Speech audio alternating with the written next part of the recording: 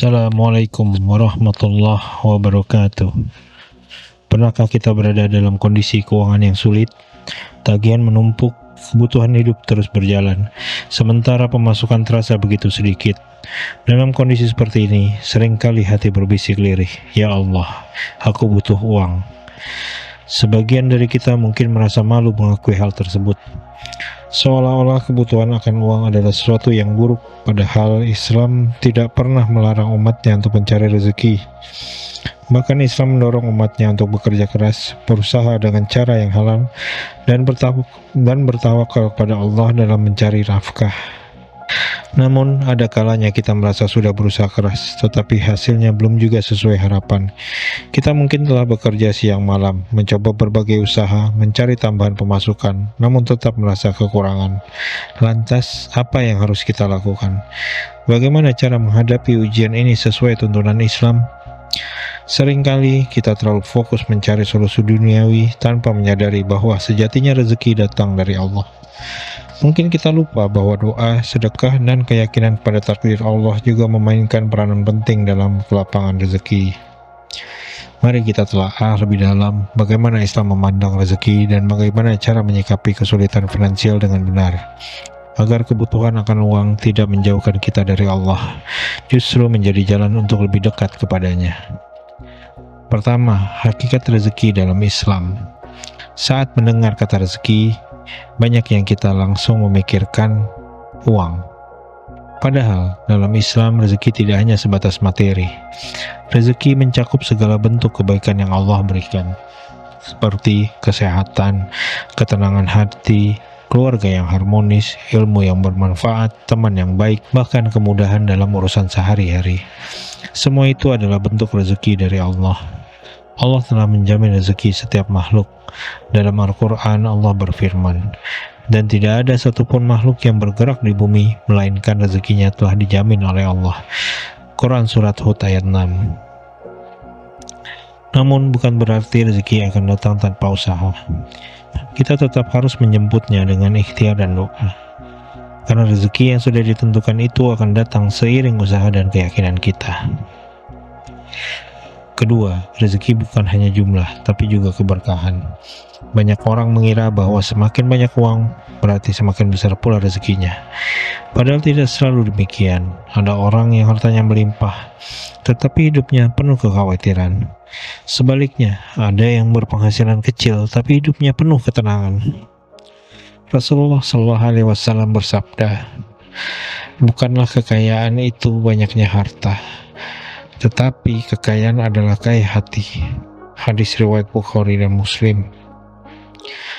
Rezeki sejati adalah rasa cukup dan syukur dalam hati, bukan semata banyaknya harta yang dimiliki.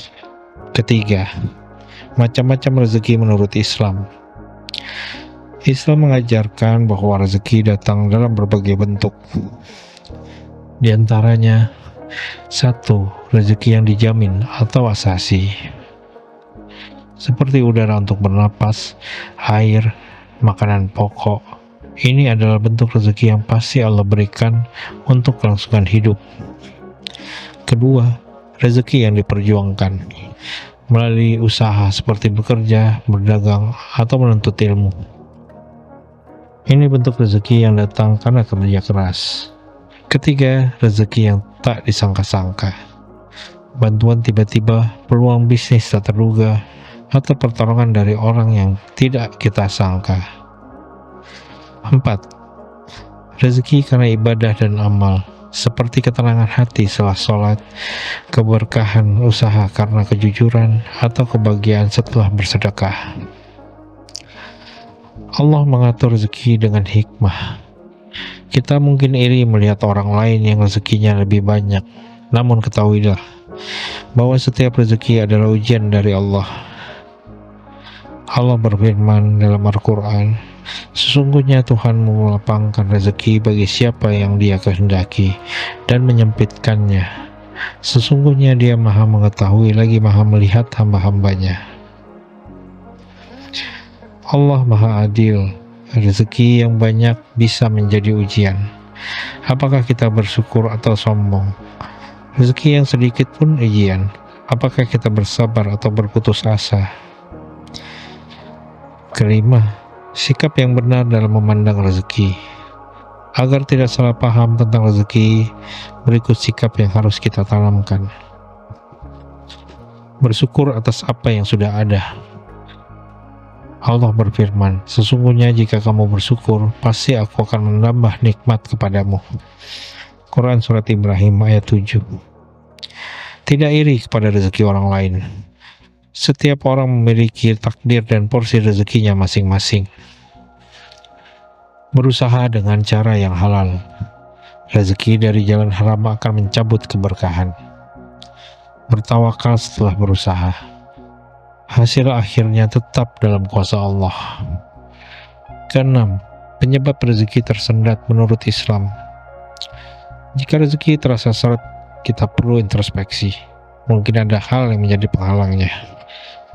Pertama, kurangnya tawakal. Seandainya kalian bertawakal kepada Allah dengan sebenar-benarnya, niscaya kalian akan diberi rezeki sebagaimana burung yang berangkat pagi dalam keadaan lapar dan pulang sore dalam keadaan kenyang. Hadis riwayat Tirmizi. Meninggalkan sholat dan ibadah wajib. Allah berfirman, dan perintahkanlah keluargamu untuk sholat dan bersabarlah dalam mengerjakannya. Kami tidak meminta rezeki kepadamu, kamilah yang memberi rezeki kepadamu. Quran Surat Thaha ayat 132. Banyak melakukan dosa dan maksiat. Sesungguhnya seorang hamba terhalang dari rezekinya karena dosa yang diperbuatnya. Hadis riwayat Ahmad. Kurang bersyukur. Rasa tidak puas bisa menyebabkan hilangnya berkah. Malas berusaha. Dan bahwa manusia hanya memperoleh apa yang telah diusahakannya. Quran Surat An-Najm ayat 13. Quran Surat An-Najm ayat 39. Memutus silaturahim. Barang siapa yang ingin dilapangkan rezekinya dan dipanjangkan umurnya, maka hendaklah ia menyambung silaturahim. Hadis riwayat Bukhari dan Muslim. Kikir dan enggan bersedekah. Sedekah tidak akan mengurangi harta. Sedekah tidak akan mengurangi harta. Hadis riwayat Muslim. Mencari rezeki dengan cara yang haram. Tidak akan masuk surga daging yang tumbuh dari makanan yang haram. Hadis riwayat Tirmizi. Ketujuh, kunci melancarkan rezeki menurut Al-Quran dan hadis. Setelah mengetahui faktor-faktor penghambat rezeki, berikut adalah amalan-amalan kunci pelancar rezeki dalam Islam. Bertawakal kepada Allah. Barang siapa bertakwa kepada Allah, niscaya dia akan menjadikan baginya jalan keluar dan memberinya rezeki dari arah yang tidak disangka-sangka. Quran Surat At-Talaq ayat 2 dan 3. Memperbanyak istighfar. Maka aku katakan kepada mereka, mohonlah ampun kepada Tuhanmu. Sesungguhnya Dia Maha Pengampun. Niscaya Dia akan mengirimkan hujan yang lebat kepadamu dan memperbanyak harta dan anak-anakmu dan mengadakan kebun-kebun dan sungai-sungai untukmu. Quran Surat Nuh ayat 10-12. Bersedekah dan membantu orang lain. Menjaga silaturahim, menjaga sholat dan memperbanyak doa. Rezeki bukan sekadar uang, tapi keberkahan dalam hidup. Ketika rezeki terasa sempit, jangan langsung menyalahkan keadaan. Lihat ke dalam diri, apakah kita sudah bertakwa, sudah bersyukur, sudah menjauhi dosa. Percayalah, Allah tidak akan membiarkan hambanya terlantar. Teruslah berusaha, bersyukur, bersedekah, dan memperbaiki ibadah. Maka insya Allah, pintu rezeki akan terbuka dengan cara yang tak terduga. Mari kita jaga hubungan dengan Allah dan sesama. Niscaya rezeki akan datang dengan izinnya dalam bentuk yang paling tepat untuk hidup kita. Wassalamualaikum warahmatullahi wabarakatuh.